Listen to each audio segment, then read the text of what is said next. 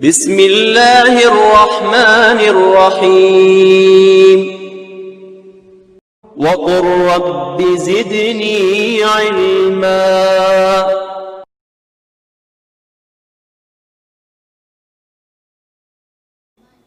الحمد للہ رب العالمین والصلاة والسلام علی قائد الغر المحجلین نبینا محمد وعلی آلہ وصحبہ اجمعین وبعد۔ محترم بھائی اور بہنوں، السلام علیکم ورحمۃ اللہ وبرکاتہ۔ پروگرام نبوی قصے میں آپ سب کا استقبال ہے، اور آج ہماری گفتگو کا ٹاپک ہوگا میں نے چوری نہیں کی۔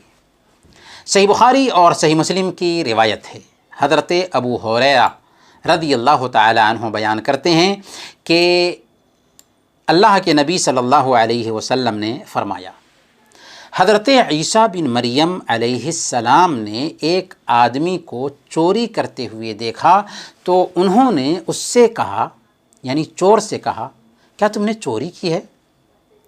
وہ بول اٹھا، ہرگز نہیں، اس ذات کی قسم جس کے علاوہ کوئی معبود برحق نہیں، میں نے چوری نہیں کی ہے۔ یہ سن کر حضرت عیسیٰ علیہ السلام نے کہا، آمنت باللہ وکذبت نفسی، میں اللہ پر ایمان لایا اور اپنے آپ کو جھٹلایا۔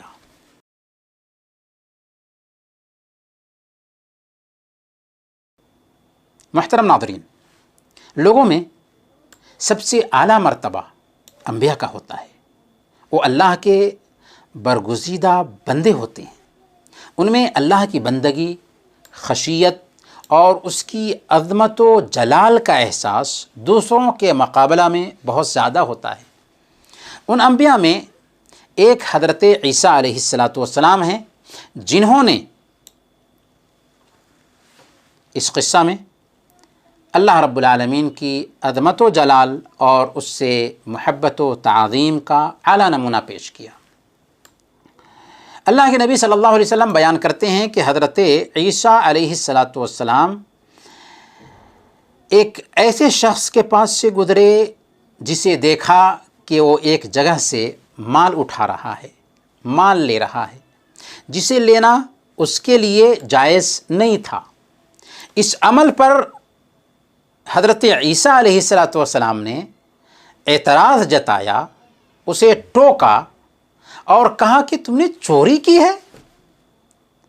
اب جائے کہ آدمی اپنے عمل پر شرمندہ ہوتا، نادم ہوتا، اپنی غلطی کا اعتراف کرتے ہوئے گناہ قبول کرتا، ڈھٹائی کا مظاہرہ کرتے ہوئے کہنے لگتا ہے اس نبی کے سامنے جن پر صبح و شام وحی نازل ہوتی ہے، نہایت سخت قسم اٹھاتا ہے اور کہتا ہے، کلا والذی لا الہ الا ہو، ہرگز نہیں، قسم ہے اس ذات کی جس کے علاوہ کوئی معبود برحق نہیں، میں نے چوری نہیں کی ہے۔ اب حضرت عیسیٰ علیہ السلام جنہوں نے اسی توحید کی طرف دعوت دینے میں اپنی زندگی وقف کر دی تھی، آپ کے دل میں اللہ رب العالمین کی عظمت اور اس کے جلال کا جو تصور راسخ تھا، اس تصور نے آپ کو مجبور کیا کہ اللہ کے واسطہ کو سن کر اپنی آنکھ کو تہمت دیں اور خود کو غلط ٹھہرائیں۔ حضرت عیسیٰ علیہ السلام نے کہا کہ آمنت باللہ وکذبت نفسی، دوسری روایت میں ہے کہ وکذبت عینی، میں اللہ پر ایمان لایا اور اپنے آپ کو جھٹلایا یا اپنی آنکھ کو جھٹلایا۔ چونکہ اس آدمی نے قسم اٹھا لی تھی، اس لیے حضرت عیسیٰ علیہ السلام نے اس قسم کی لاج رکھ لی اور خود کو جھٹلا دیا۔ اس قصہ سے سب سے پہلا سبق یہ ملتا ہے کہ اللہ کی قسم کی تعظیم ہونی چاہیے۔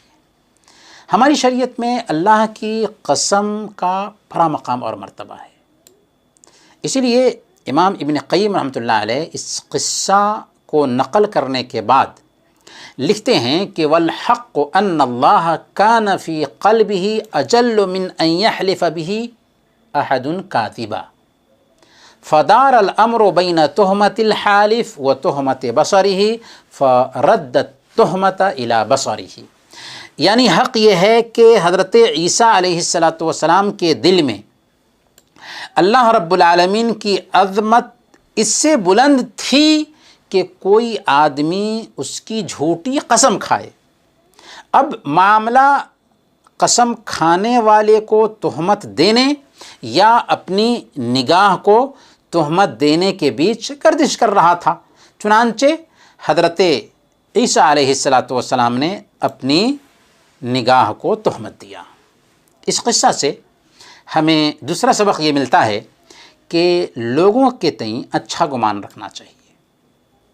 حضرت عیسیٰ علیہ السلام نے ایک شخص کو اپنی آنکھوں سے، اور وہ بھی پیشانی کی آنکھوں سے، چوری کرتے ہوئے دیکھا، پھر بھی اپنے آپ کو غلط ٹھہرا دیا، اپنی آنکھ کو الزام دیا۔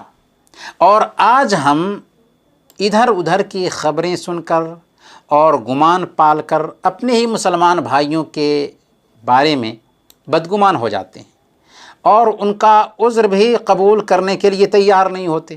ایسے ہی لوگوں کے بارے میں اللہ تعالیٰ کا یہ فرمان آیا ہے، یا ایھا الذین آمنوا اجتنبوا کثیرا من الظن ان بعض الظن اثم۔ اے ایمان والو، بہت بدگمانیوں سے بچو، یقین مانو کہ بعض بدگمانیاں گناہ ہیں۔ اور حسن ظن سے ہوتا یہ ہے کہ آپس کے تعلقات مضبوط ہوتے ہیں، محبتیں قائم ہوتی ہیں اور دل پاک صاف ہو جاتا ہے۔ خود اس قصہ میں اس بات کا احتمال پایا جاتا ہے کہ اس آدمی نے وہ چیز اٹھائی ہو جس میں اس کا حق رہا ہو، یا سامان والا اسے لینے کی اجازت دے دی رہی ہو۔ اس لیے ہمیشہ ایک بندے کو اچھا گمان رکھنا چاہیے۔ انہیں چند کلمات کے ساتھ ہم آپ سے رخصت ہوتے ہیں، اگلے ایپیسوڈ میں انشاءاللہ پھر ملیں گے، تب تک کے لیے اجازت دیجیے۔ وصلی اللہ علی نبینا محمد وعلی آلہ وصحبہ اجمعین۔